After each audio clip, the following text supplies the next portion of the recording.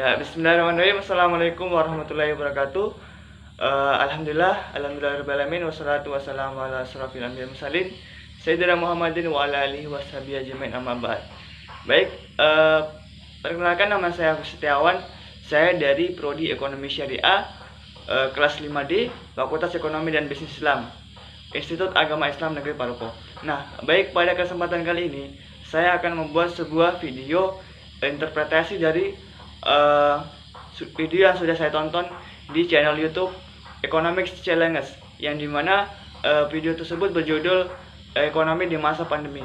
Baik, langsung saja, seperti apakah videonya dalam pembahasan di ekonomi di masa pandemi. Ya, baik, bismillahirrahmanirrahim.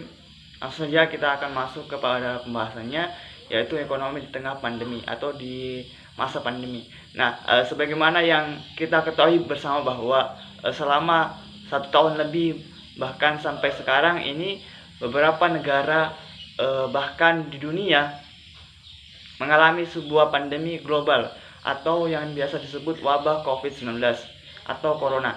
Nah, bahkan tentunya ini berpengaruh pada perekonomian baik dalam negeri ataupun di luar negeri maupun di dunia. Nah, lalu bagaimana upaya pemerintah untuk menjaga daripada imunitas ekonomi Indonesia di tengah wabah kepanikan corona ini? Nah, apakah Indonesia bisa melewati daripada pandemi ekonomi yang sudah mulai menjalar daripada sektor bisnis dan industri? Nah, itulah yang akan kita bahas. Nah, berbagai stimulus sudah dikeluarkan oleh pemerintah, baik itu moneter ataupun fiskal, sudah dikeluarkan oleh pemerintah. Nah, sebagai obat untuk menjaga daripada imunitas ekonomi domestik agar tidak tertular daripada atau terkena dampak daripada virus yang dianggap mematikan ini. Nah, pasalnya bahwa ini sudah mulai menjalar kepada sektor real. Nah, yang menjadi pertanyaan adalah apakah Indonesia bisa survive atau mampu melalui daripada pandemi ekonomi di sektor bisnis dan industri.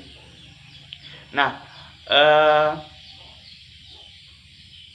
terkait hal ini, OJK mengeluarkan pernyataan kondisi pasar modal kini mengalami sentimen negatif. Nah, hal ini dikarenakan banyaknya jumlah orang yang terjangkit daripada virus dan mengurangi jumlah investor. Nah, pasar modal ini adalah refleksi daripada ketidakpercayaan investor terkait dengan sentimen negatif yang tentunya hanya bisa selesai kalau memang bisa menunjukkan bahwa virus ini juga menunjukkan titik perbaikan gitu. Nah, kemudian opsi apakah yang akan dikeluarkan daripada OJK itu sendiri terkait dengan kejatuhan pasar modal yang dapat dilakukan?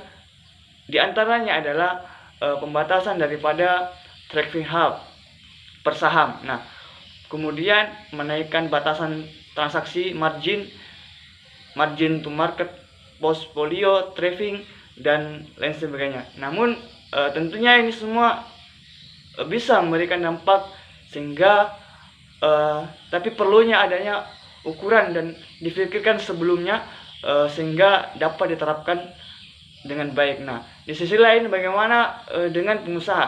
Nah, di mana bisa dipastikan bahwa sebagai yang terdampak langsung oleh corona ini. Nah, contohnya seperti perhotelan, restoran, UMKM, dan lain sebagainya, ini pasti mengalami sebuah penurunan kinerja ekonomi. Nah, kemudian langkah apakah yang harus dilakukan begitu?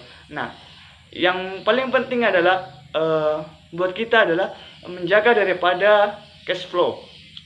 Nah, kita mencoba mendefinisikan dari segala lini, dari cash flow, dari operasional, dari lain-lain. Tentunya ini akan membantu daripada membantu kita untuk terus berjalan dulu untuk atau bertahan dulu begitu. Nah, kemudian efisiensi ini perlu dilakukan dan cash flow ini menjadi sangat penting. Oleh sebab itu, kebijakan pemerintah yang dikeluarkan sebelumnya seperti PPh 21, pajak pegawai, ada juga 22, ada 25, itu mungkin sudah baik, sudah bagus, namun harus lebih diperluas lagi, bukan hanya pada manufaktur, tapi harus kepada semua industri, karena dampaknya ini bisa sangat besar begitu. Nah, kemudian kebijakan yang dikeluarkan oleh OJK ini apakah sudah cukup dan seberapa efektif begitu. Nah, jadi begini, pertama sebenarnya begini, yang dilakukan sekarang adalah fokus pada kesehatan itu sendiri. Jadi kalau kita membahas tentang kebijakan ekonomi, itu kebijakan ekonomi yang harus betul-betul fokus pada penanganan kesehatan, seperti menambah fasilitas rumah sakit, menambah alat tes, menambah tenaga kesehatan, mungkin memberikan bonus kepada mereka begitu. Nah, itu akan lebih bagus untuk menangani lebih utama daripada virus tersebut. Nah, supaya apa? Supaya mitigasi daripada persoalan ini segera selesai, karena tanpa itu dampaknya terhadap perekonomian akan semakin panjang. Nah, kemudian yang kedua adalah daripada mitigasi sektor yang terkena dampak langsung. Dan kalau masalah mitigasi itu tidak selesai, maka sektor yang akan terkena itu akan semakin banyak begitu. Nah, lalu bagaimana kondisi terburuk yang dihadapi oleh pengusaha? Nah, dengan situasi seperti saat ini ya, bisa saja operasi bisa stop, bisa juga layoff atau PHK. Ini yang coba dihindari oleh kita begitu. Maka sebab itu kita perlu bertahan dulu, atau perlu juga bantuan daripada pemerintah. Yang penting nomor satu adalah kesehatan dan keselamatan masyarakat itu sendiri. Nah, yang kedua adalah kebijakan fiskal intensif. Ketiga adalah kebijakan monetary intensif, dan intensif relaksasi daripada sektor real. Nah, ini sudah dilakukan pemerintah, namun mungkin yang perlu ditingkatkan adalah ukurannya, atau perlu diperluas lagi daripada. Yang penting juga adalah relaksasi daripada sektor UMKM.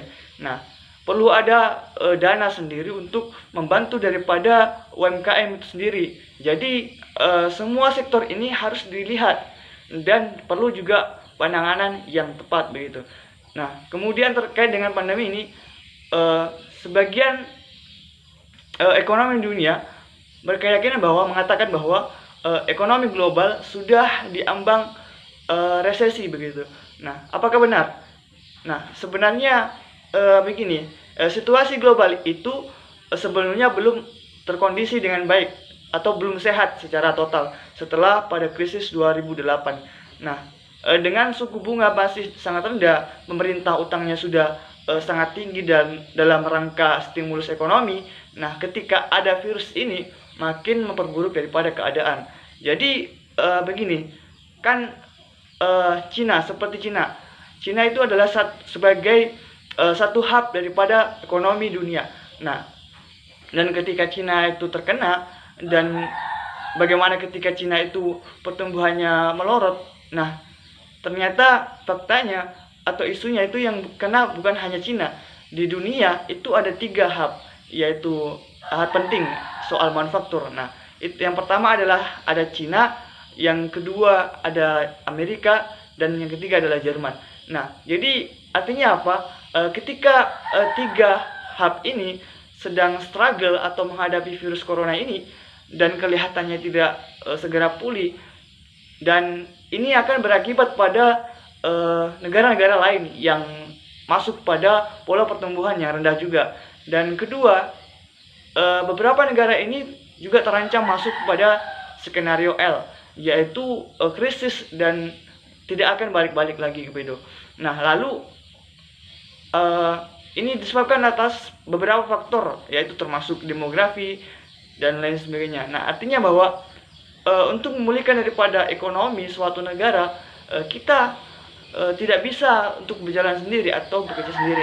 Perlu adanya dukungan daripada pertumbuhan ekonomi secara global.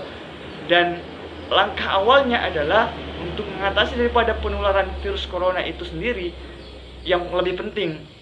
Dan perlahan kita akan membangun daripada kembali ekonomi tersebut secara bertahap. Nah, seperti itu. Baik, mungkin demikianlah apa yang dapat saya sampaikan daripada interpretasi daripada video yang sudah saya tonton di channel YouTube Economics Challenge yang berjudul ekonomi di tengah pandemi. Terima kasih. Kurang lebihnya mohon dimaafkan.